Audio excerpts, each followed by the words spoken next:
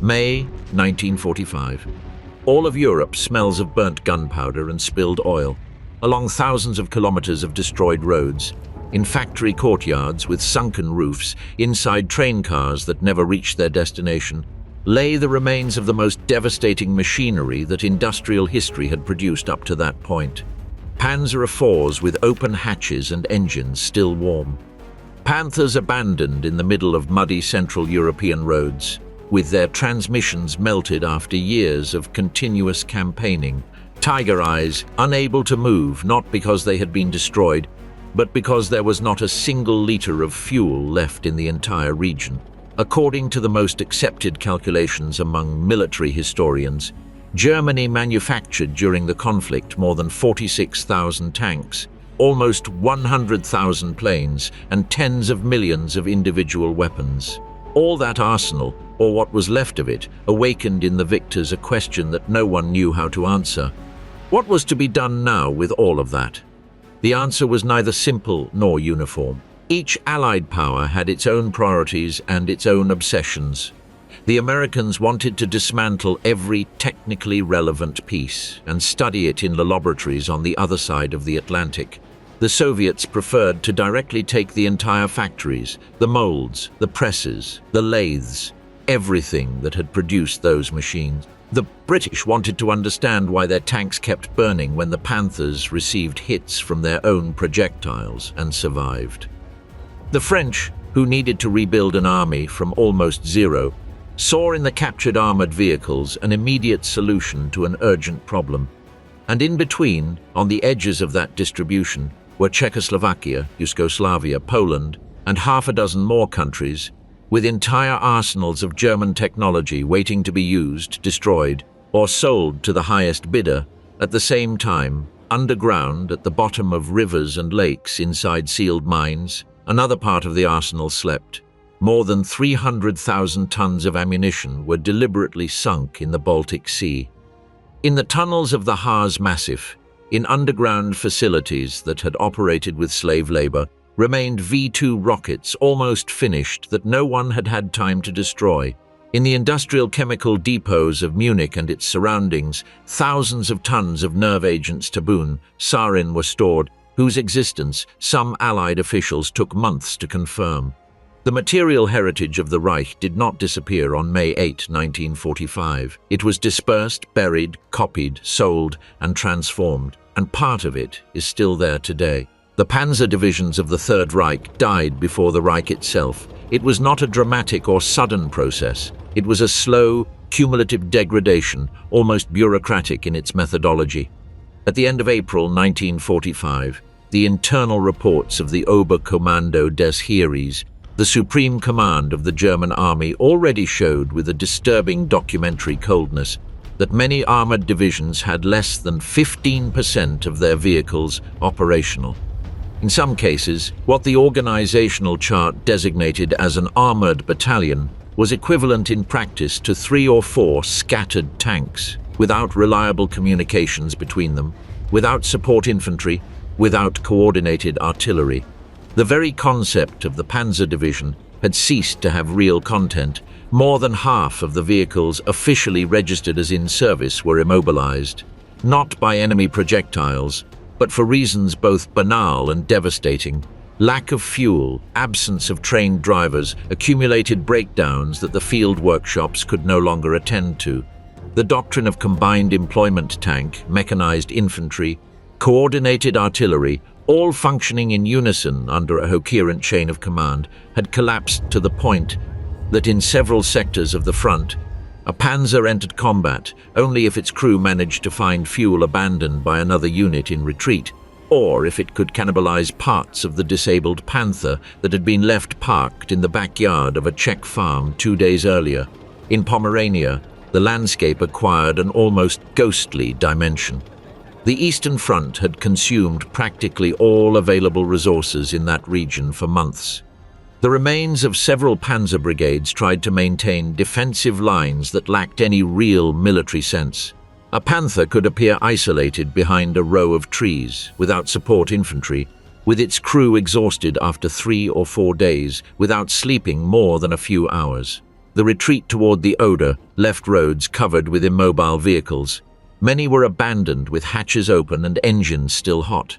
The surviving Panzerabwehren showed extreme structural fatigue, armor patched with field welds, transmissions exchanged between vehicles of different units, engines forced beyond any reasonable technical tolerance that their designers at Mann or Krupp would have recognized. The Panther, the vehicle that was supposed to be the technological pillar of the Panzerwaffe in its final years, represented the paradigm of technical excellence, turned into a logistical nightmare. Its sloped armor of 80 mm on the front glacis remained effective. Its 75 mm WK-42 gun, with an initial velocity of almost 1,000 meters per second, maintained an exceptional penetration capacity. But almost all examples in service in that spring of 1945 suffered from gearbox failures, chronic engine overheating, or advanced wear in the interleaved wheels. That running gear system, which on paper improved weight distribution and stability in difficult terrain, became a death trap when Central European mud or the snow of the last winters of the war accumulated between the wheels. The manual cleaning necessary to free the mechanism could last hours that no one had. The Stu G3, the assault gun that had been for years the most produced support vehicle of the entire Wehrmacht, operated more and more with inexperienced crews.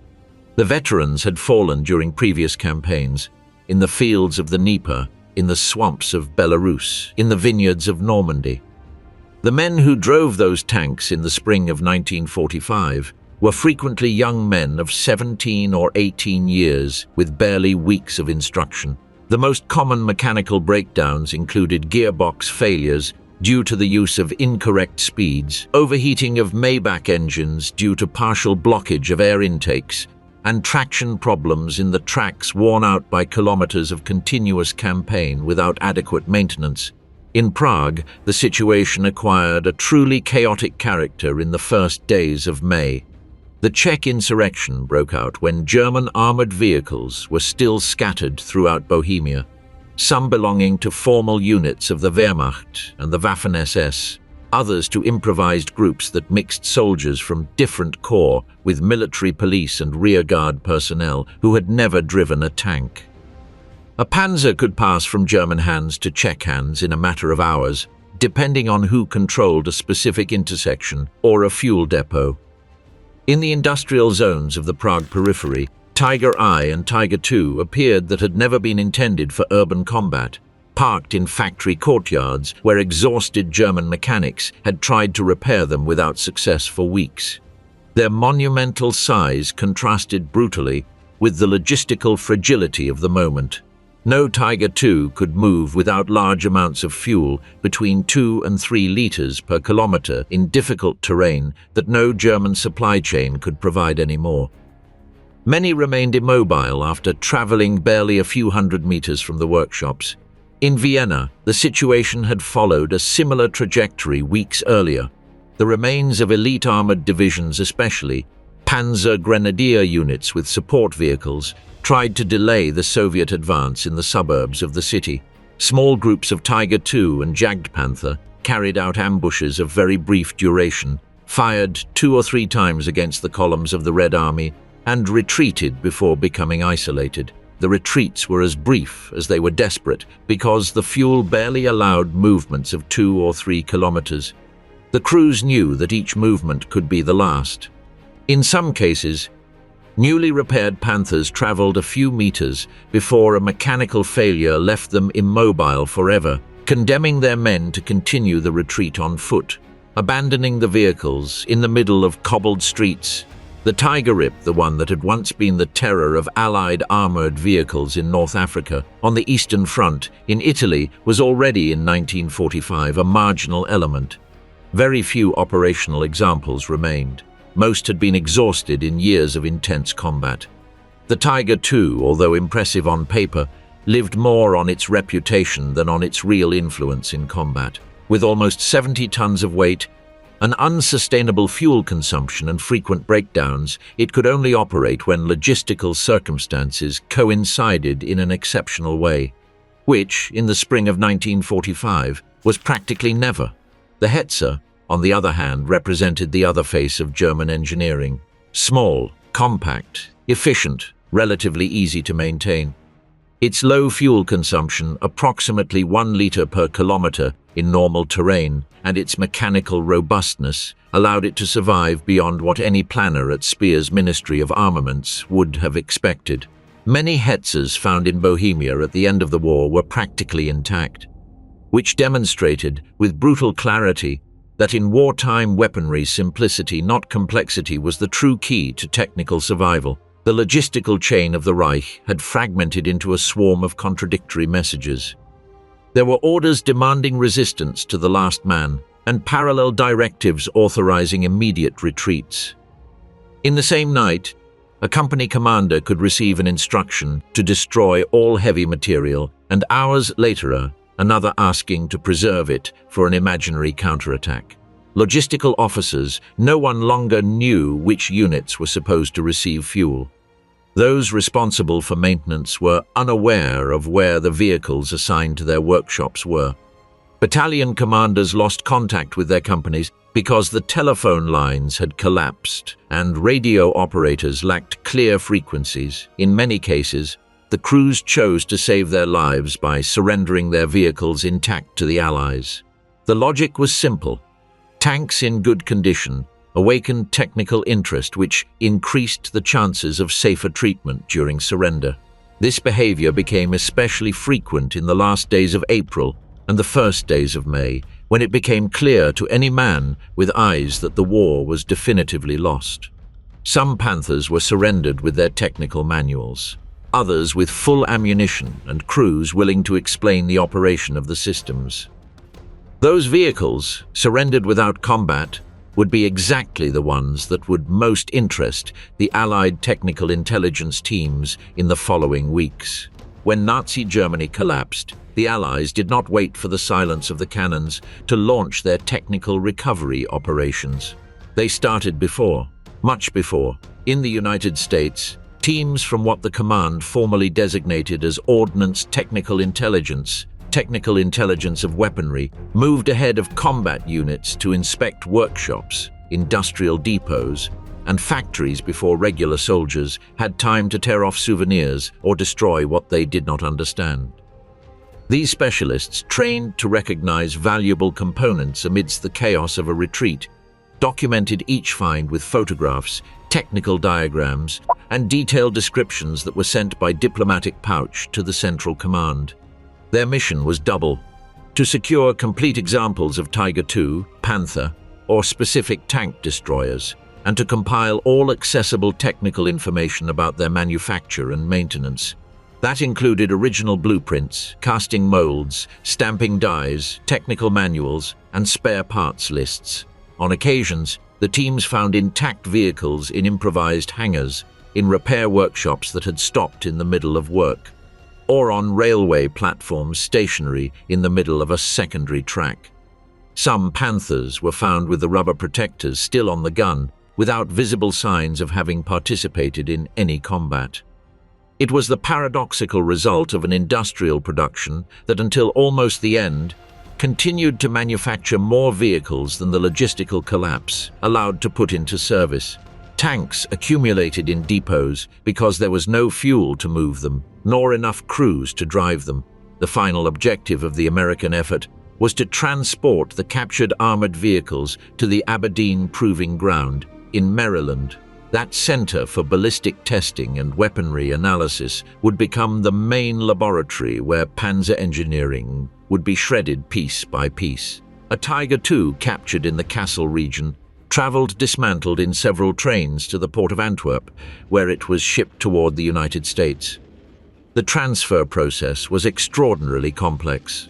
The 69-ton chassis had to be secured inside the ship's hold, the internal surfaces protected from marine corrosion during the crossing, the 88mm gun fixed to avoid structural damage, and it had to be guaranteed that the vibrations of the Atlantic trip did not affect the delicate turret mechanisms. It was, in all practical senses, like transporting an armored locomotive. Aberdeen would become in the following months what some technicians described as a selective panzer symmetry, where German engineering would be subjected to destructive ballistic tests, metallurgical studies, and systematic comparisons with the American Sherman and Pershing. American engineers fired different types of projectiles against the front and sloped plates of the Panther to examine steel deformations. They performed endurance tests on transmissions and engines. They compared the Zeiss optics of the German sights with their American equivalents. The reports generated in Aberdeen during 1945 and 1946 would directly influence the design of the pattern tanks that would appear in the following years. The United Kingdom deployed its own specialized teams under the coordination of Mi-10 and the RAC technical staff. They concentrated in northern Germany, where industrial density was greater and the variety of available vehicles wider. Their method was meticulous and systematic. They inspected each abandoned vehicle, determined if it could move under its own power, verified the integrity of the transmission, evaluated if the engine had possibilities of being recovered. If the tank presented value for further studies, it was towed to a safe zone where minimal repairs were made to put it in a condition for transfer. Several Panthers, Tiger Is and Tiger Eyes reached the United Kingdom in this way. The Museum of Tank Technology in Bovington, which decades later would become one of the world's leading centers for armored vehicle preservation, received some of the most valuable examples during that period. The British had a specific and concrete interest. They wanted to understand why their tanks had kept burning in Normandy when the Panther faced them. They wanted to understand how the front armor of the Tiger II resisted projectiles that easily pierced other vehicles. The analysis of the sloped plates, of the optical systems, and of the internal transmission solutions did not respond solely to technical curiosity. It responded to the strategic need to prepare new generations of British armored vehicles in a world that already anticipated, with increasing clarity, the tensions of the post-war period. In Bovington, penetration tests were carried out on specific parts of the German armor, comparing the effects of different projectiles and calibers.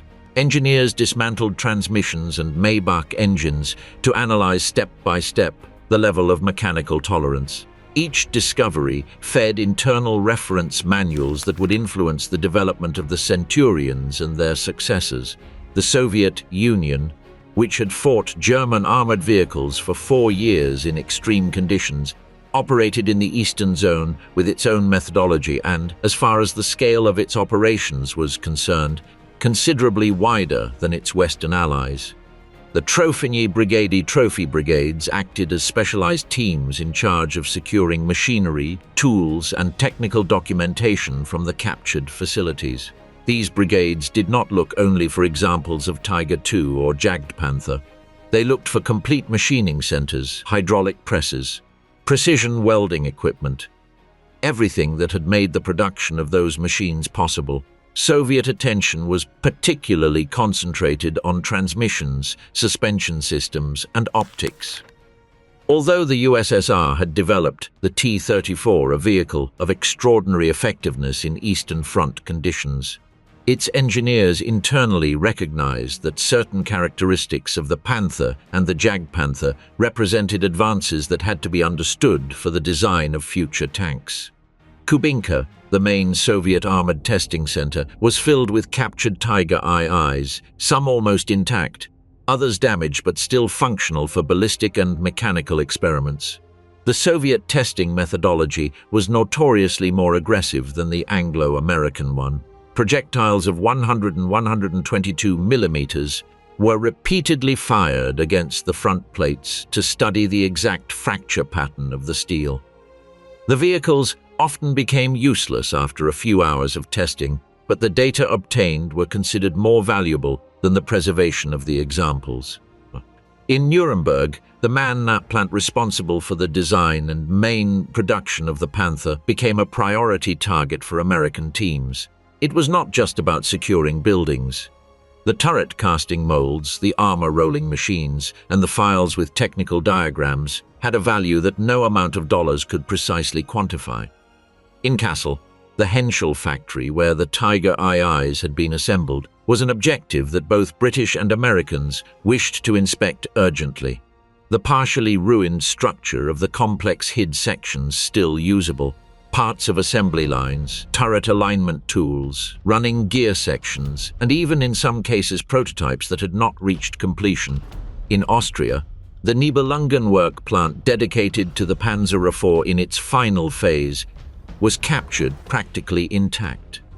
Although there were no longer workers and the partially assembled vehicles were scattered across the floor of the main hall, the industrial machinery remained in relatively good condition. In Berlin, the Alket complex where the Stu G3 had been produced presented a radically different scenario. Buildings in ruins, assembly lines destroyed by Allied bombings, incomplete vehicles that would never receive engines or turrets. The tension between Allies was inevitable, and on more than one occasion turned into direct confrontation. American and British units arrived almost simultaneously at depots containing prototypes or unique vehicles, which generated discussions about who had the right to claim the material. In some cases, soldiers simply towed the vehicles they could move fastest, leaving behind those that required complex repairs. The USSR, for its part, systematically secured everything it found and transported it toward the east without delay, in trains that left loaded with German machinery. On more than one occasion, entire factories with their lathes, their presses, their calibration tools disappeared from the German industrial map in a matter of days. The transfer of knowledge also took on a human dimension.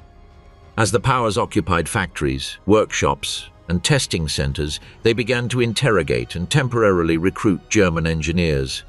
Many of them belonged to MAN, where the Panther had been perfected. Others came from Henschel, responsible for the Tiger II. A considerable number was part of the Alket staff. When found, many did not have the appearance of elite scientists. They were exhausted workers who had seen their industrial world collapse. But as soon as they were taken to the occupied facilities, they recovered with remarkable speed the technical precision with which they had worked before the collapse. They explained how a Panther turret was assembled. They described the exact function of each bearing in the planetary gear of the transmission.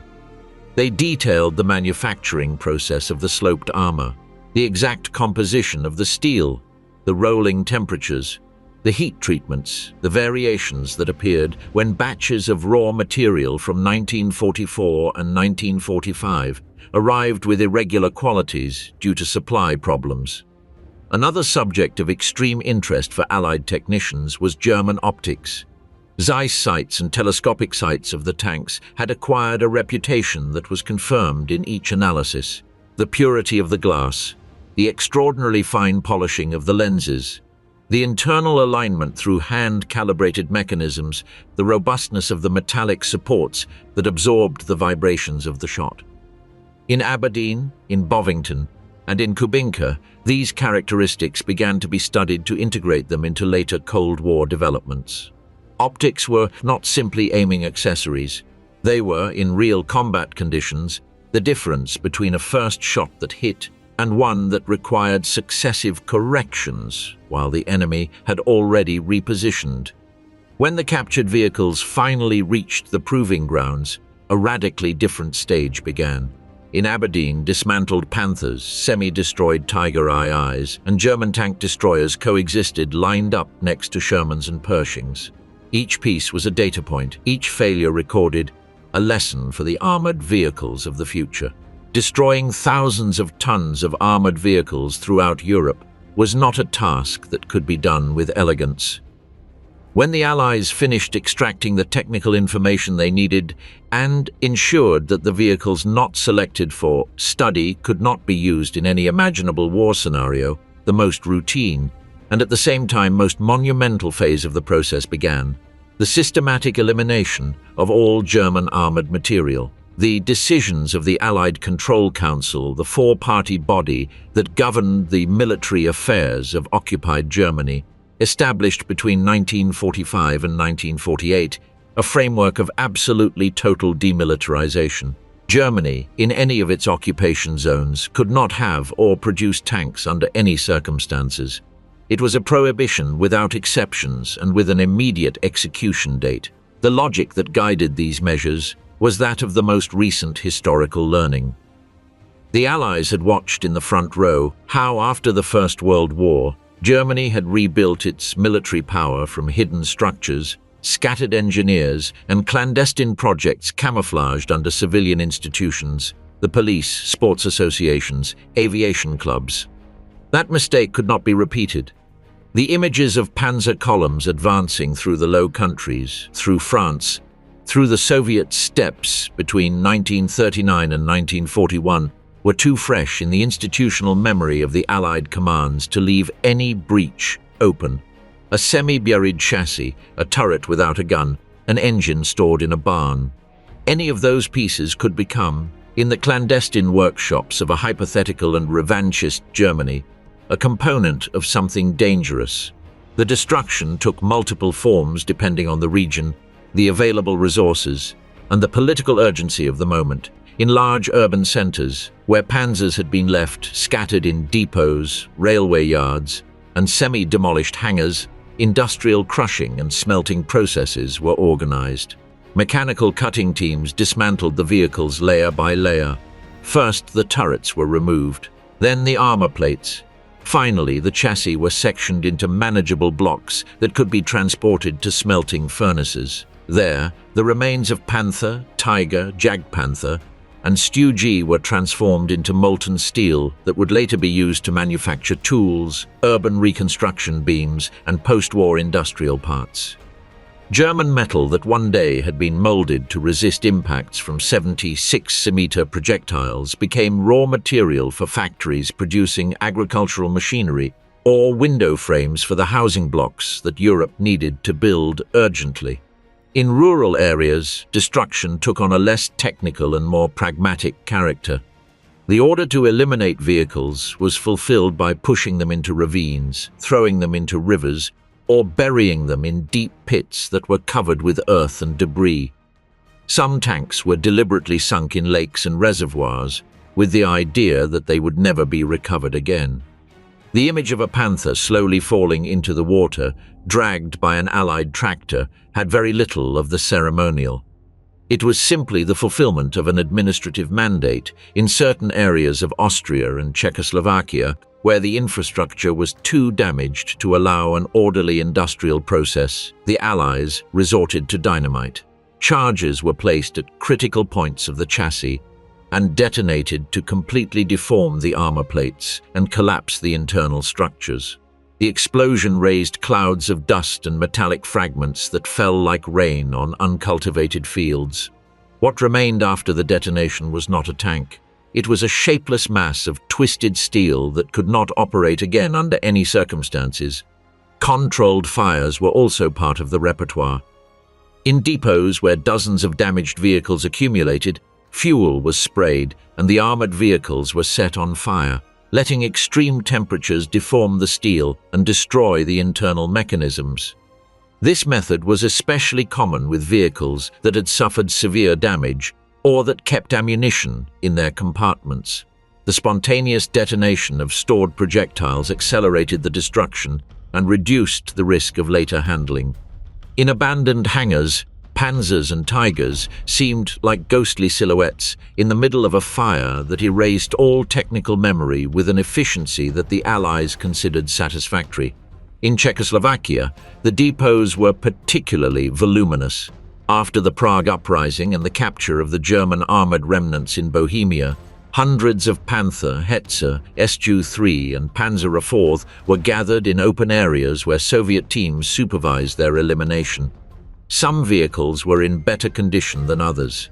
There were complete Panthers with the 1945 ambush camouflage still visible, newly manufactured Hetzers that had never entered combat, Stugs that still kept full ammunition in their magazines. The Central European climate, humid and changing, accelerated corrosion. Each rain that fell on the sloped plates seemed to erase a little more of the technical history that those machines represented. In Poland, the process was more dispersed. In regions where the fighting had been especially intense, fields were dotted with disabled German vehicles that no one had removed for months. Polish and Soviet teams gathered them at railway stations, agricultural courtyards, and forest edges where destruction was carried out with available means. In some cases, the tanks were pushed into natural ditches and abandoned. In others, military engineering dynamite finished destroying those whose structures were too rigid to be cut easily. Decades later, Polish farmers would continue to find armor fragments among the tilled earth, and occasionally, the remains of a complete panther emerged partially when spring rains washed away surface layers of soil from fields that had been the theater of operations in 1944. Austria also concentrated a significant part of the armored material. Its proximity to the Nibelungenwerk and Steyr factories meant that numerous incomplete vehicles ended up accumulated there. In the depots on the outskirts of Linz, turrets, guns, and chassis that had never been assembled were piled up. The destruction in this area acquired a more orderly industrial character. The workshops that months earlier manufactured components for the German army were converted into centers where metal coming from the panzers themselves was melted. The historical irony was almost literary. The production chain that had given life to German armor was now used to dismantle it massively. Despite the firmness of Allied policies, there was no perfect coordination between the four powers. In some regions, the Americans destroyed vehicles that the British wanted to keep for study. The Soviets transported toward the east armored vehicles that the Westerners thought were going to be dismantled on site. Experimental prototypes that would have been crucial to understand the technical evolution of German weaponry were destroyed before being catalogued. The strategic objective to eliminate any vestige of German military potential always prevailed over any historiographical or museum consideration. The total elimination was not fulfilled with mathematical rigidity. In many places, especially in forested or swampy areas, some vehicles were left buried or semi-buried without Allied teams ever detecting them. In regions where the front line had changed rapidly, several tanks remained invisible underground for decades. Those would be the protagonists of the spectacular finds of the 21st century, when some panzers and Stugs would return to the surface in almost intact condition after spending 70 years hidden. When the armored machinery of the Reich was dismantled inside Germany, a considerable part of its mechanical remains found a very different destination from that of the destruction pits or smelting furnaces. In several points of Europe, especially in countries that had inherited large concentrations of German armored vehicles during the last months of the war, a different logic emerged to take advantage of what still had operational value. No country played a more significant role in this history than Czechoslovakia and France. The Czech case was exceptional for reasons that had as much to do with industrial geography as with the peculiarities of the end of the war in Bohemia. The Czech territory, where facilities such as those of Böhmische Mährische Maschinenfabrik, universally known as BMM, were located, had been a nerve center of the Reich's armored industry in its final years. There, especially from 1943 onward, hundreds of Hetzer tank destroyers and essential components for Panzer IVs had been produced. When the Germans retreated and Soviet forces took control of the region, numerous armored vehicles in relatively good condition were left scattered through forests, roads, and workshops. Some had been abandoned without suffering any visible damage. Others were incomplete but repairable. Many included new or semi-assembled parts that had never reached the front. That unique combination of finished vehicles, damaged vehicles, and a huge park of spare parts made Czechoslovakia the largest post-war repository of German armored technology that existed outside Allied proving grounds. What made the Czech case truly singular was that local engineers and mechanics knew how to work with those machines. The industrial experience accumulated during the years of occupation gave them an advantage that few countries in Europe possessed. They knew how to assemble a Hetzer, how to adjust the transmission of a Panzer IV, how to repair the torsion bar suspension system of a Panther, the Soviet Union, interested in consolidating the Eastern Bloc, but also conscious of the strategic value of keeping active armored units while completing the transition toward new Soviet tanks, approved the immediate reuse of the existing panzers. In a short time, Czechoslovakia integrated into its army dozens of Panzer IVs and Panthers, as well as a significant quantity of Hetzers that would become the heart of its armored force during the immediate post-war period. The Hetzer was by far the vehicle most successfully adapted to Czech needs. Its low profile, its 75mm gun with competent anti-tank capacity, and its mechanical robustness transformed it into an extremely versatile armored vehicle for a nation that needed to defend borders with limited resources. What few imagined was that Czechoslovakia would not only use the existing Hetzers, but would continue to produce them. The BMM workshops that had manufactured the Hetzer for the German army kept their production line open, this time under local control, producing new examples that would be sold to other countries. Switzerland acquired batches of Czech post-war Hetzers for its army. Syria became another client. A production line that, in theory, should have died in the ruins of the Reich continued alive thanks to a nation that had suffered under the boot of German occupation for 6 years. The Czech Panther had a more complicated history. Although several examples remained available and could be repaired, their maintenance was considerably more difficult due to the sophistication of the transmission and the accumulated wear during the last months of the campaign. Even so, Czechoslovakia managed to keep a limited number of Panthers in service for some years. These vehicles operated in military exercises and occasional patrols, serving as transition units while the country received the Soviet T-34 Me-5 tanks that would soon replace any trace of German weaponry. The Panther in Czech hands was a perfect example of the contrast between technical excellence and logistical fragility. It could continue to be a formidable combat system, but its maintenance demanded a level of engineering that even an industrialized nation could only sustain temporarily. The Panzer IV found in the Czech army a second life longer than that of the Panther. Its relatively accessible mechanics and its relative availability of spare parts meant it was used both in training functions and in real maneuvers for several years. Some Czech Panzer IVs ended up serving as improvised self-propelled artillery platforms. When they were finally retired, many ended up stored in military depots, from where some would later be sold to other countries, others dismantled, and a few preserved by museums or collectors. France lived a parallel history, but with different motivations. The country had suffered enormous material losses during the war, and needed to rebuild its armored army with real urgency. Although the supply of American tanks intensified after 1945, France found in captured panzers an immediate opportunity to reinforce its armored units. What was surprising was that the French not only used vehicles they had captured directly on the battlefield, they also received armored vehicles that the Americans and British had recovered and would transfer under temporary technical agreements. The French relationship with the Panther was an interesting mixture of admiration and practical frustration. The vehicle demonstrated outstanding firing precision and impressive front armor, but offered irregular mechanical reliability. Transmissions responded well during the first kilometers, but tended to fail under abrupt maneuvers or on irregular terrain. This variable behavior made French technicians consider it simultaneously an exceptional machine and an operational risk. Despite its problems, the Panther served in units of the French army until the end of the 40s, participating in military exercises aimed at training new generations of crews and officers.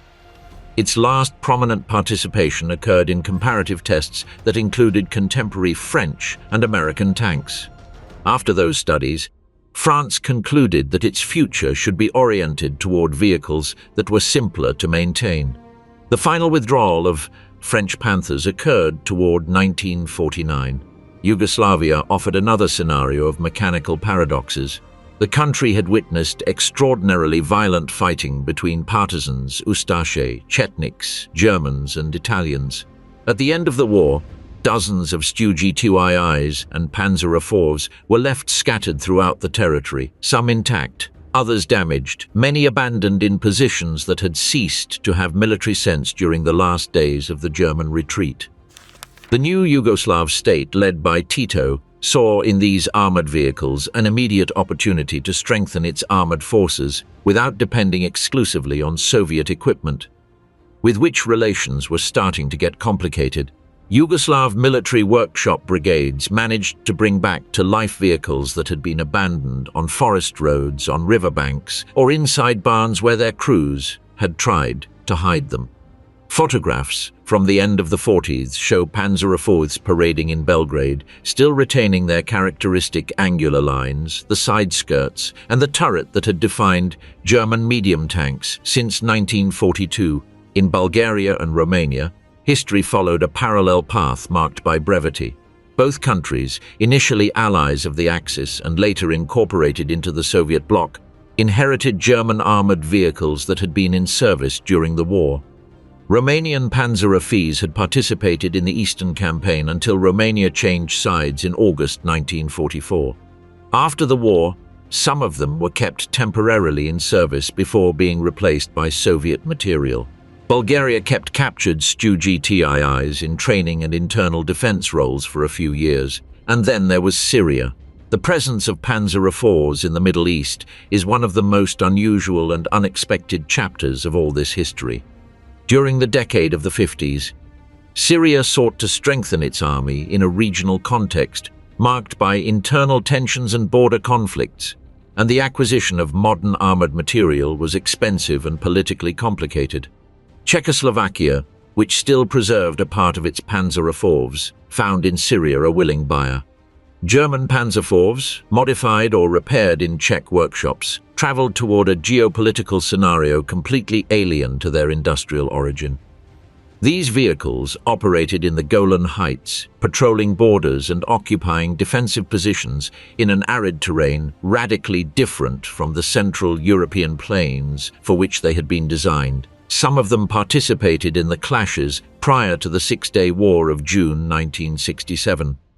Their 75mm guns, although surpassed by modern Israeli armored vehicles, maintained a certain lethal capacity in ambushes or in static defense roles. After their destruction or capture, several were left scattered throughout the volcanic heights of the Golan, where decades later they would become open-air museum pieces, unexpected witnesses of a trajectory that had begun in a Rhenish factory 20 years earlier. Spain constituted another unexpected case. Although the country did not participate directly in the Second World War, it acquired several Panzer IVs after the conflict and integrated them into armored training units. These vehicles, used mainly for training, remained in service until the mid-50s. Their presence in the Spanish army was not especially prominent in operational terms, but it did represent the residual influence of German weaponry in armies that were in the full process of late modernization. Before talking about what was done with the Reich's weapons after the war, one must talk about how that arsenal ceased to be so even before the Surrender was signed. At the beginning of 1945, the German military apparatus continued to exist on paper.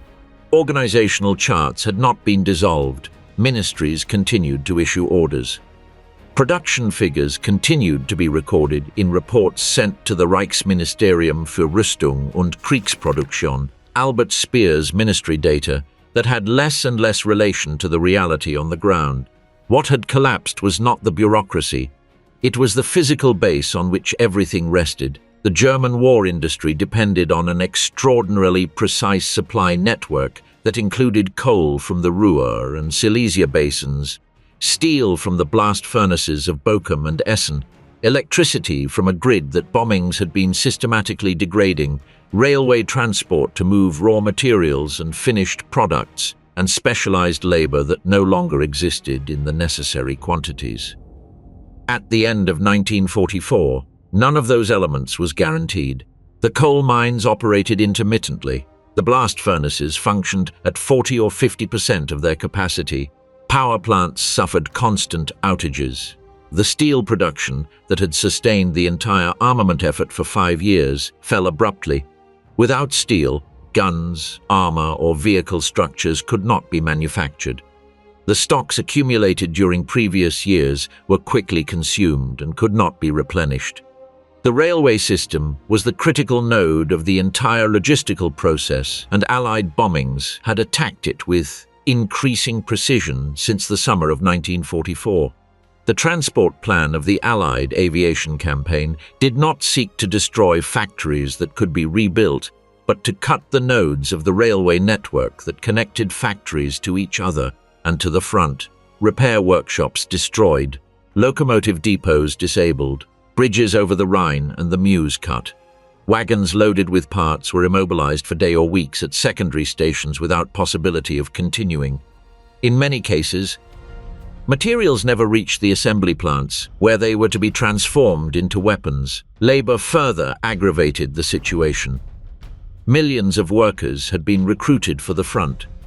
The prisoners and forced workers, Polish, Soviet, French, Dutch, who took their place on production lines, lacked in many cases the necessary training for complex technical tasks. Constant turnover and physical deterioration reduced efficiency.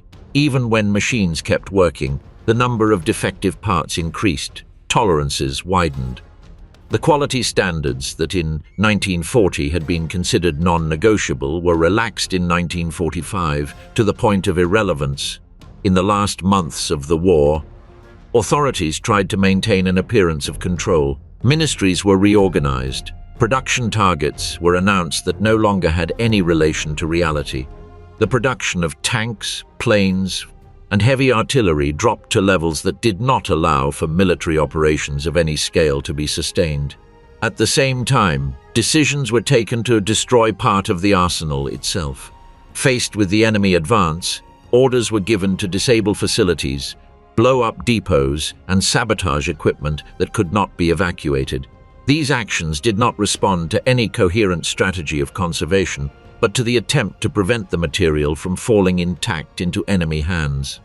In numerous cases, the orders were executed in a partial or chaotic way, but even so, they contributed to reducing the amount of weaponry available even before the formal surrender. When Allied forces advanced over German territory, they found an industrial landscape marked by destruction and paralysis. Many factories were empty. Others were damaged to the point of not being able to resume activity without a complete reconstruction. The end of the armament effort did not come with any formal announcement or any strategic decision. It came as a result of a chain of failures that reinforced each other until making the system totally inoperative. In May 1945, what remained of the German arsenal did not represent a usable force. It was the residue of an exhausted industrial apparatus. After the surrender of May 8, 1945, German territory was placed under a control system specifically designed to prevent any military reactivation. It was not just about occupying cities or dissolving armed units. It was about permanently neutralizing the material base that had sustained the war for 6 years. The initial orders of the Allied Control Council established the total prohibition of manufacturing weapons, ammunition, and military components. This prohibition extended to any activity that could sustain war production: precision tools, smelting equipment, optical systems, specific engines, metallurgical processes linked to armor. The measure affected entire sectors of German industry, many of which had oriented their activity almost exclusively to war contracts for years. Physical dismantling became the operational axis of control. Occupation authorities identified key plants and proceeded to disable their productive capacity. Large machine tools were disassembled and removed. Presses, high-precision lathes, industrial furnaces, and assembly lines were put out of service. In numerous cases, the equipment was destroyed directly on site. In others, it was loaded into wagons and transported out of the country. The Soviet Union was especially systematic in this process.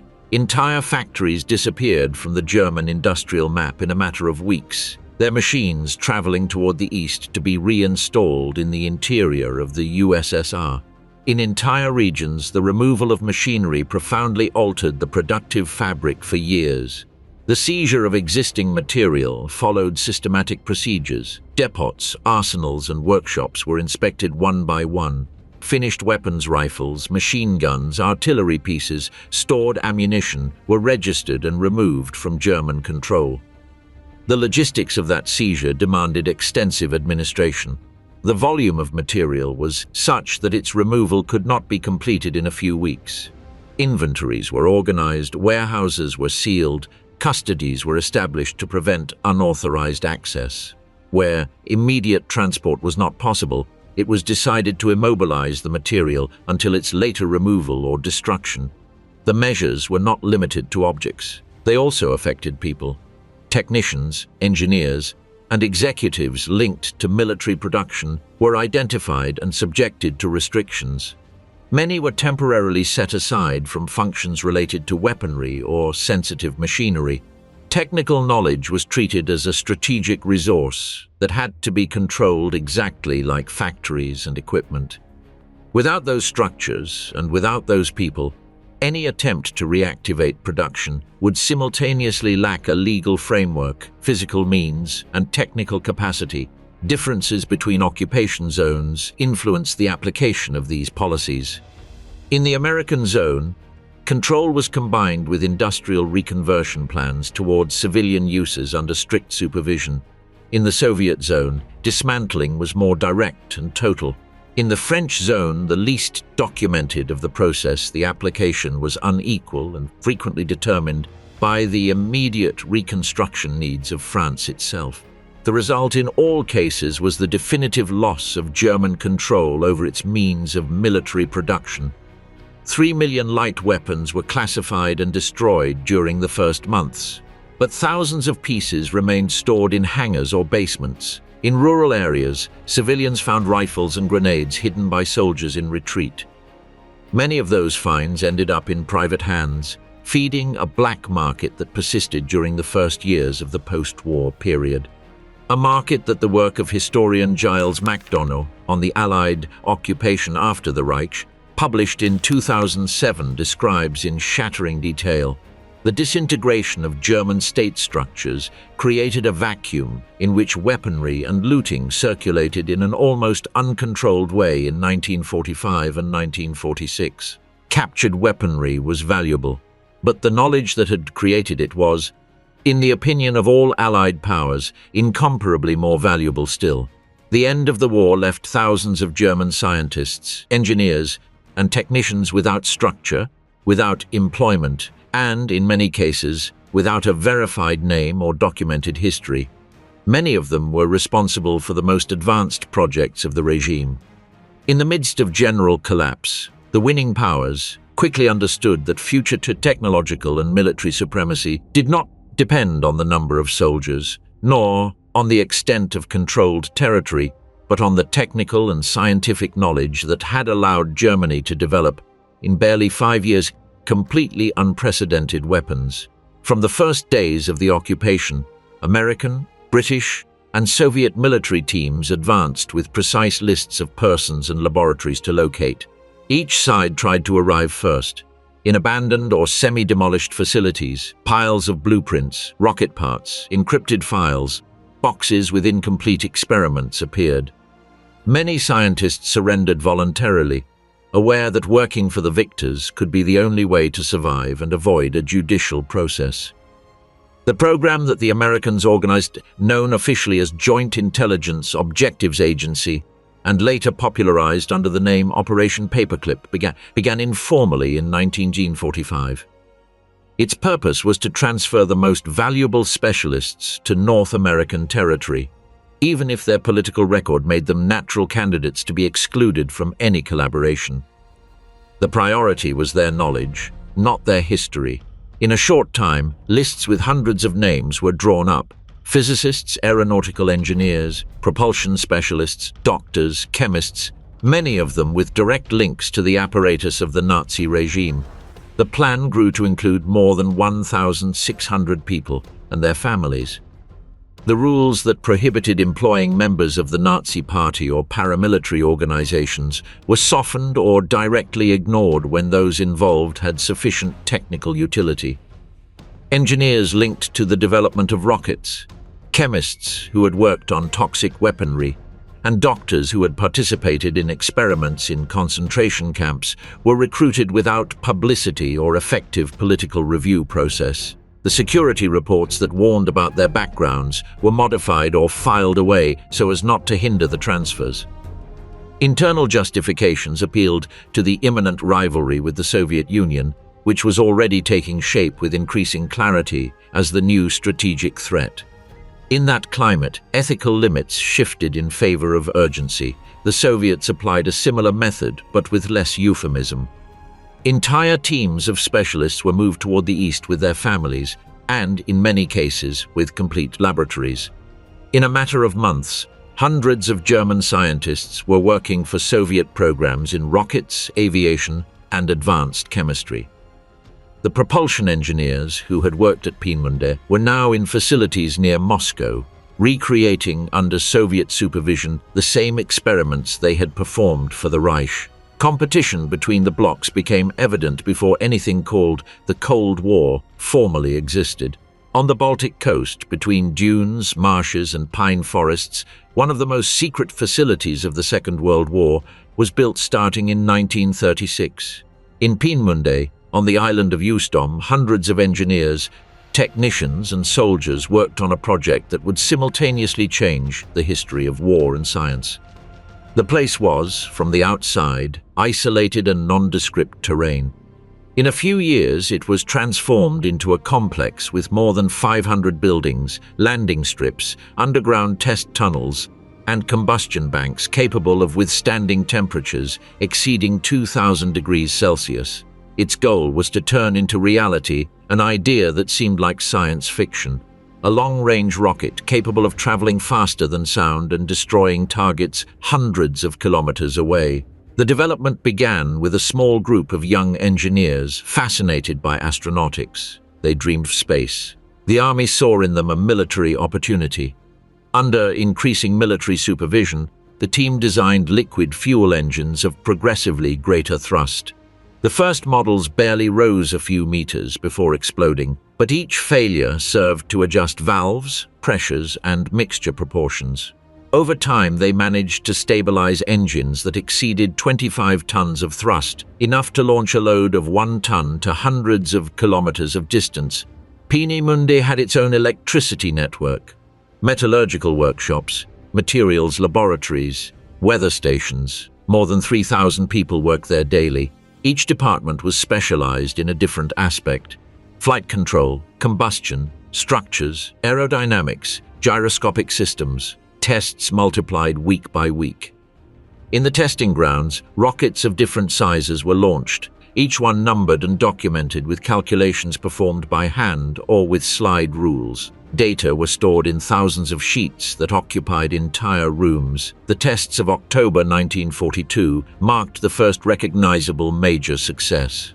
A rocket managed to reach almost 90 kilometers in height and cover more than 200 kilometers of distance before impacting the Baltic Sea.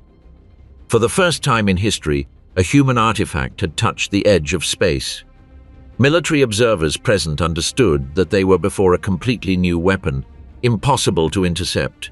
With an unprecedented range, mass production was approved under the name A4. The propagandistic name that the regime would give it, V2, from Vergeltungswaffe 2, reprisal weapon number 2, would continue to resonate in history for decades. The jump from prototypes to mass manufacturing posed enormous challenges. Each rocket contained more than 30,000 parts. The precision of the gyroscopes, the sealing of the fuel tanks, the quality of the ethyl alcohol and liquid oxygen were critical in each unit. To sustain the rhythm, quality control departments were created and assembly plants were expanded. However, the pressure to deliver results led to rushing processes. Many rockets ended up useless before even reaching the launch field. In August 1943, a series of British air attacks destroyed part of Peenemünde, killed hundreds of workers, and disabled the test strips. For the first time, the Allies had directly hit the heart of the program. Those responsible understood that production could not continue in plain sight. It was decided to move assembly to a safer and more secret, underground area. That move would mark the end of the laboratory stage and the beginning of something radically darker. At the beginning of September 1944, the first operational V-2 rocket was launched from the Dutch coast toward London. The projectile ascended almost 80 kilometers in height and descended at more than 1,700 meters per second.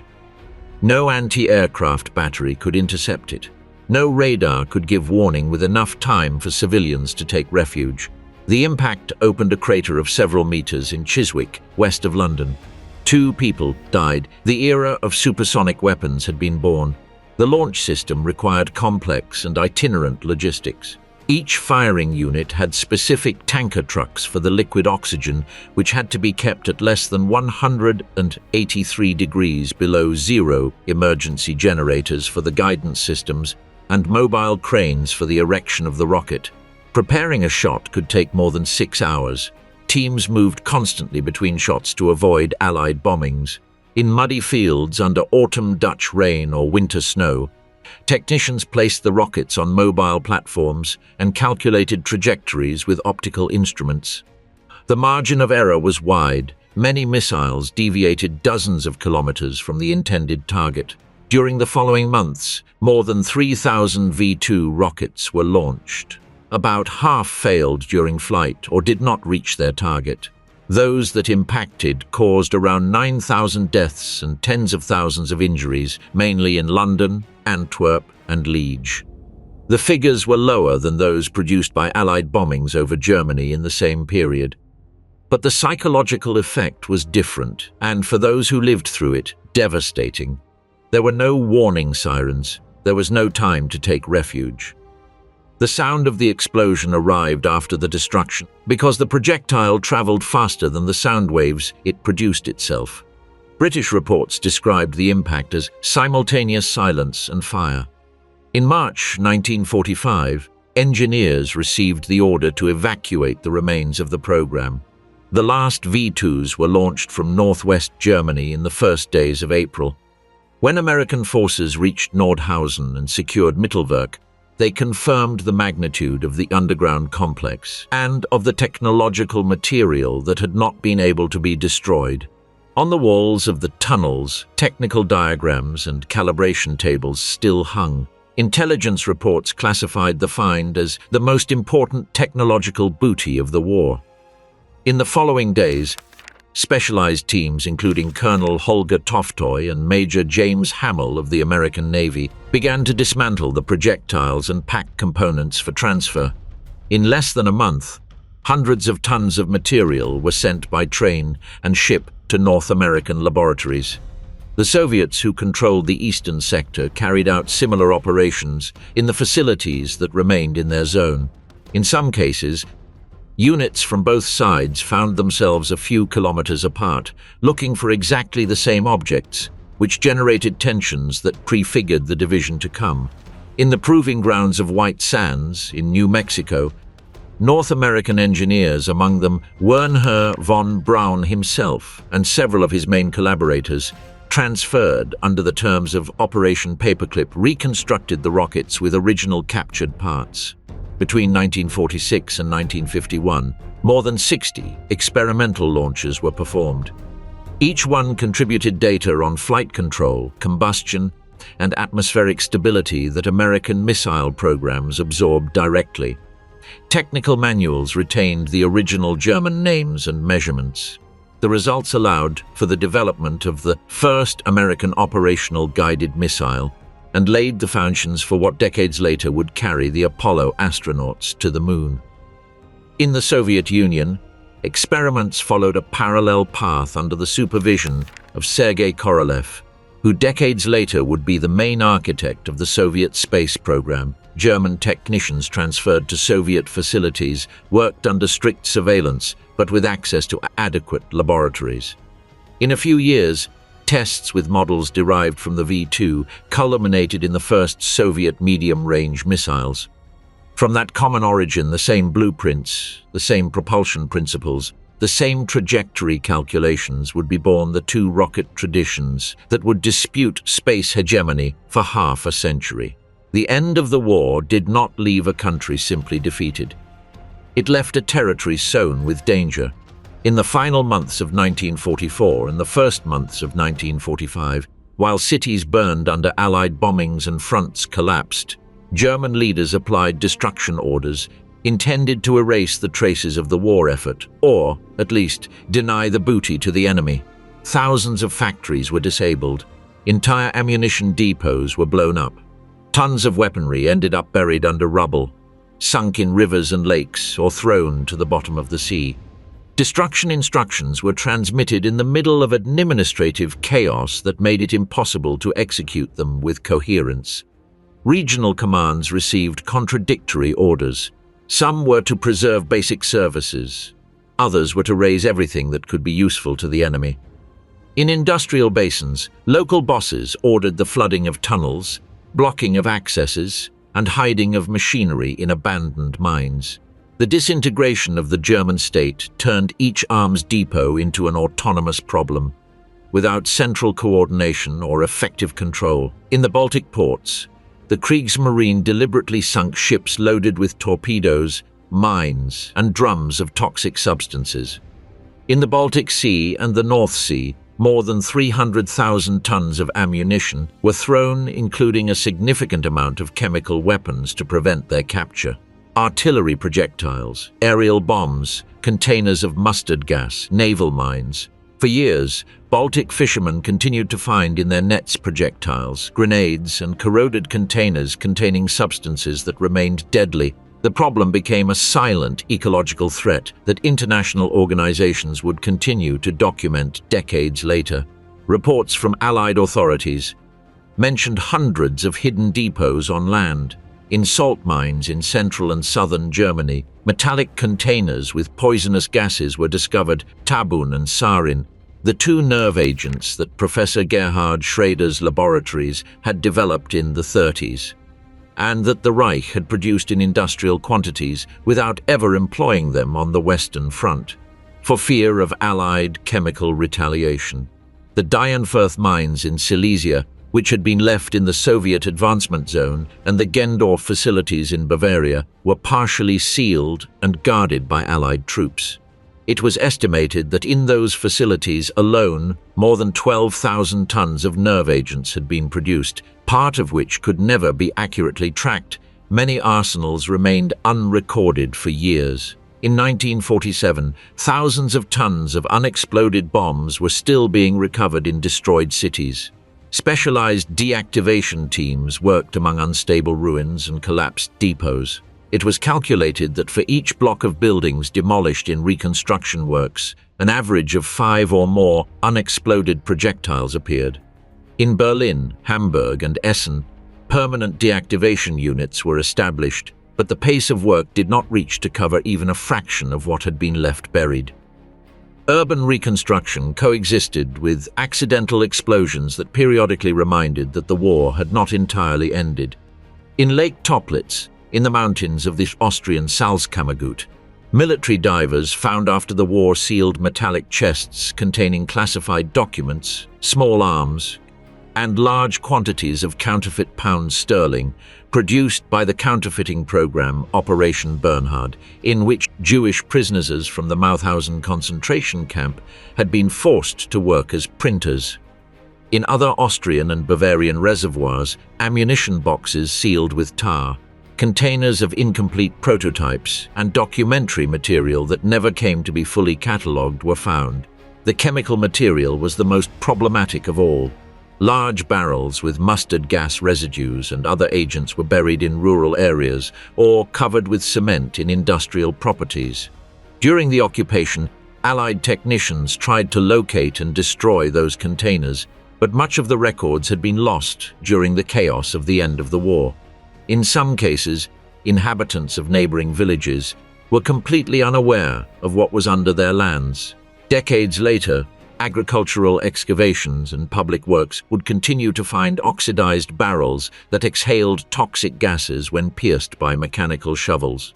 Modern reports from German authorities estimate that more than 100,000 unexploded explosive devices currently remain under the soil of Germany. Each year, evacuations occur in Berlin, Munich, Frankfurt, and other cities when construction works or floods bring to the surface Second World War bombs that still work. Baltic coasts continue to leak dangerous substances coming from ammunition sunk in 1945. The hidden arsenals of the Reich, conceived as a way to deny booty to the enemy, were transformed into a toxic and persistent legacy that no peace treaty could deactivate. When the Reich's weapons were placed under Allied control, something began that no official communiqué ever described with precision: the massive transfer of German military technology toward the arsenals of the world that was coming. Instead of destroying everything confiscated, many programs were oriented toward taking advantage of the knowledge and captured materials.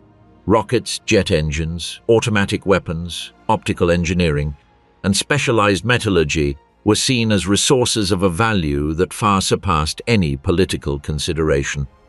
What had been born to sustain the war of the Third Reich was transformed into the technological base of post-war arsenals. In the United States, propulsion engineers who had worked at Peenemünde were transferred with blueprints, parts, and complete technical documentation. In White Sands and other testing centers, experimental launches were performed with rockets reconstructed from original captured parts. From those experiences, the first American medium-range missiles would emerge, but the scope of the transfer went much further than rockets. Testing with German weaponry was not limited to small arms or armored vehicles. In research centers, experiments were conducted with artillery, automatic cannons, and optical systems. Machine guns derived from the MG-42 design, whose rate of fire of 1,200 rounds per minute had terrified Allied infantry, became reference models.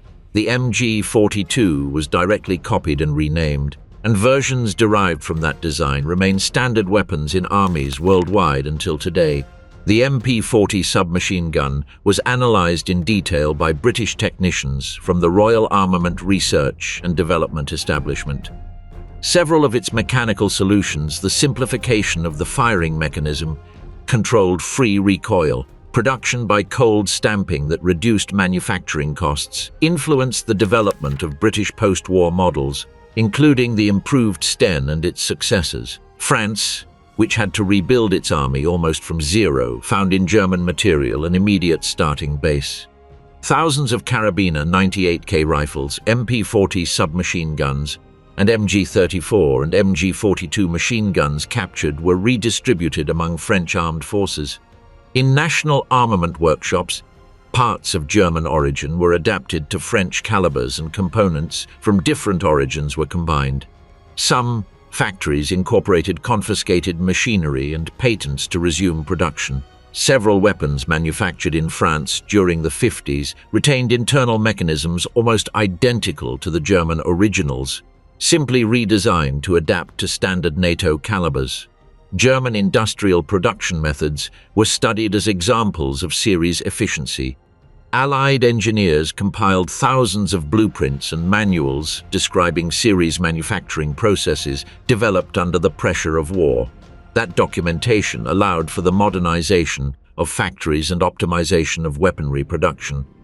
In the field of aviation, laboratories that analyzed German jet engines developed by companies such as Junkers and BMW under the supervision of the Air Ministry of Reichsmarschall Göring, discovered that experiments with mixed fuels and compact turbines were years ahead of Allied equivalents.